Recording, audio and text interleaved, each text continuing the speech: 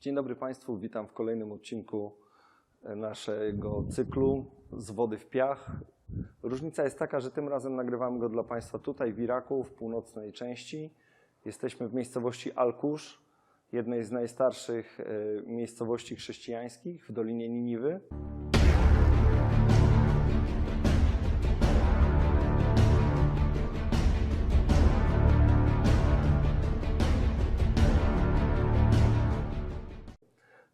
Na lewo ode mnie rozpościera się w chwili obecnej biblijna Dolina Niniwy.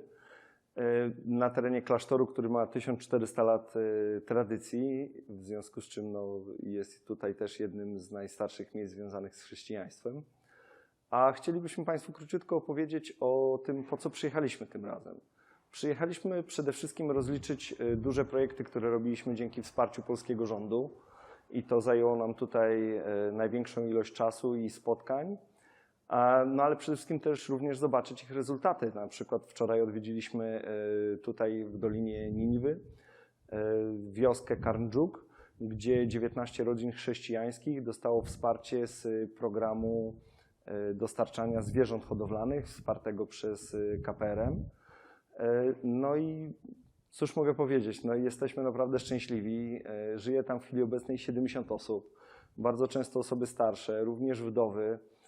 Pozostało 11 dzieci. Ludzie ci są związani, cały ten region, z rolnictwem. Dla nich ta pomoc to jest naprawdę ogromna zmiana. Tym bardziej, że we wsi jest pasterz, który zajmował się przez lata zawodowo pasterstwem, więc on swoją wiedzą pomaga sąsiadom i zwierzęta trafiły we właściwe ręce. No i jest to po prostu realna pomoc. Jest to oprócz tego, że poprawienie bytu docelowo-ekonomicznego tych rodzin, to już w tym momencie jest to dostęp do mleka dla dzieci i tych podstawowych rzeczy. Jajek, ponieważ dostarczaliśmy również w ramach projektu kury, dostarczaliśmy zapas paszy na 4 miesiące, budowaliśmy dla nich tutaj zagrody, więc wczoraj spędziliśmy kilka godzin oglądając rezultaty naszej pracy wraz z lokalnym partnerem, który realizował projekt, z organizacją Gilgamesz, która jest założona przez miejscowych chrześcijan.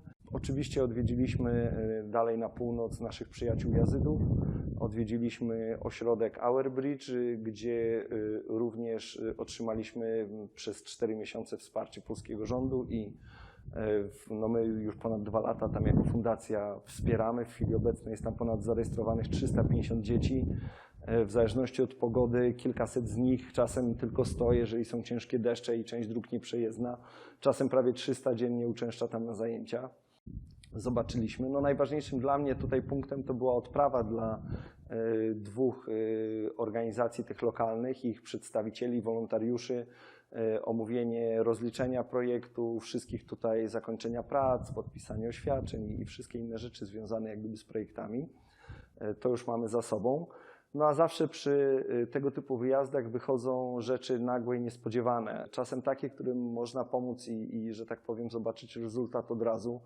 To jest przykład choćby tego, że te ciężkie deszcze teraz uniemożliwiły 8 rodzinom, które otrzymały od nas zwierzęta hodowlane, miały kłopoty z dotarciem do tych zwierząt.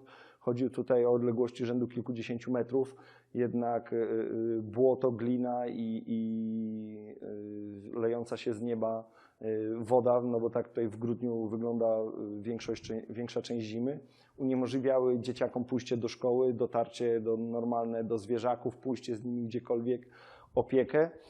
Poproszono nas o pomoc, skończyło się na kilku wywrotkach tłucznia i w chwili obecnej dzisiaj oglądaliśmy drogą, kończą wykładać ścieżki między namiotami, będą budować ścieżkę i dojście do zagród, także dla tych 8 rodzin za sumę poniżej 2000 zł udało się dokonać dość prostej czynności, która znacznie poprawiła ich warunki życia. To samo w Hawalti Camp, czyli tam, gdzie przebywają kobiety i dzieci, które wcześniej były z niewoli. My tam pomagamy już prawie 4 lata. 2 kolejne rodziny wyjechały, kolejne dotarły w to miejsce, więc powoli następuje rotacja, choć niektóre panie, którym tam pomagamy i dzieci są tam już ponad 4 lata, prawie 5. I my odwiedziliśmy je, oprócz tego, że wsparliśmy je w zeszłym roku zwierzętami hodowlanymi. 2 miesiące temu, wiedząc, że nadchodzi ciężka zima, kupiliśmy grzejniki, kupiliśmy nowe płachty do pokrycia namiotów i domów takich z pustaków, w których mieszkają. Kupiliśmy nowe grzejniki, zapas paliwa na całą zimę. Zapytaliśmy się, co jeszcze możemy zrobić i dostaliśmy rzecz, która wydać się może Państwu prozaiczna, mianowicie prośbę o to, czy można kupić wykładziny podłogowe ze względu na to, żeby kobiety z dziećmi po prostu nie spędzały zimy na wylanym cemencie, tak, betonie.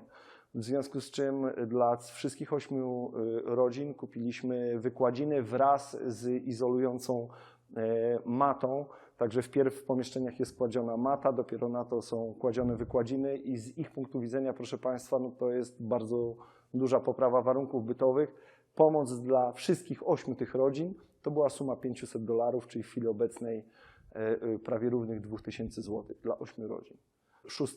rok w chwili obecnej po ludobójstwie dokonanym, tak? Więc ja wiem, że to są rzeczy, które wydają się czasem Państwu małe, tak, z punktu widzenia naszego życia w Europie, ale dla nich tutaj zmiana jest ogromna.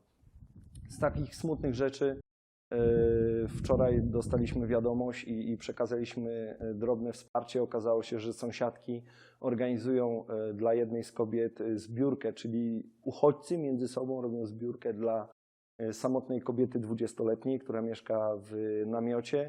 Ona, mając 8 lat, straciła w tym największym zamachu w 2007 roku, kiedy zginęło ponad 800 Jazydów w zespole wsi Al Jazeera. Tam ona wtedy jako dziecko straciła oboje rodziców. Następnie przeżyła w 2014 roku ludobójstwo. No i mówiąc krótko, doznała pomieszania zmysłów i jest w chwili obecnej sama, mieszka w namiocie i postanowiliśmy wesprzeć ją w tej sytuacji konkretnej, która jest teraz tu na miejscu, czyli zimy. Przekazaliśmy wczoraj 250 € wsparcia na kupno odzieży, kupno grzejnika, kupno paliwa na zimę, no i będziemy się starali monitorować tą sprawę, gdyż w chwili obecnej jedyny brat, który założył tutaj rodzinę, ale mieszka dalej, odwiedza ją od czasu do czasu. Kobieta przebywa sama, no i ona prawdopodobnie z tego, co przeżyła, nigdy już nie wyjdzie, a opieka tutaj jak gdyby społeczna z punktu widzenia państwowego, tak jak my ją rozumiemy, praktycznie nie istnieje. To tyle, proszę Państwa. No, cieszę się, jestem tutaj drugi raz z Dawidem, który stoi w chwili obecnej za kamerą. Jest z nami Andrzej Rzepecki, który w chwili obecnej zwiedza razem z naszym przewodnikiem Afrą zespół tutaj kompleksu samego tutaj i kaplicy i samego klasztoru, dowiadując się wiele o historii Asyryjczyków i o języku aramejskim, o historii, o tym, skąd pochodzi też nasza religia, przynajmniej moja. No, staramy się spędzić ten czas, wykorzystać maksymalnie. Wczoraj na przykład udało nam się o 4:30 po południu zjeść śniadanie, no tak się wszystko ułożyło. Jesteśmy tutaj tylko przez te kilka dni i staramy się je po prostu wykorzystać maksymalnie. Ale już w sobotę w nocy wracamy do Polski i cóż, no, spotkanie z rodzinami i od poniedziałku zaczynamy dalszą pracę na rzecz tych ludzi tutaj. No, mogę tylko Państwu powiedzieć, że niesienie również przede wszystkim w Państwa imieniu pomocy tutaj dla nas to jest ogromna radość. Ludzie tutaj kojarzą Polskę tylko i wyłącznie z jak najbardziej pozytywnej strony i to właśnie dzięki Państwu.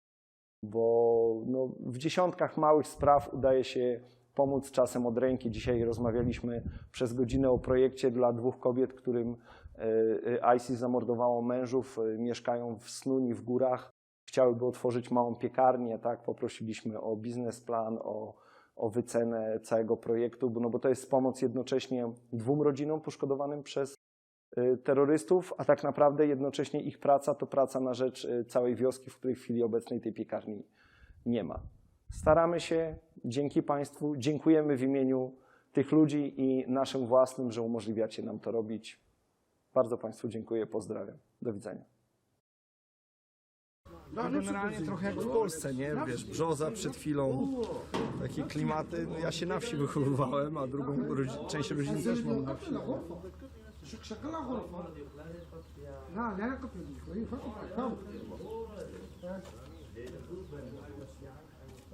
بس وسودان ها؟ لا خليه لا كان ميكا. This is two mother and small one. Each mother is own son, not like separated.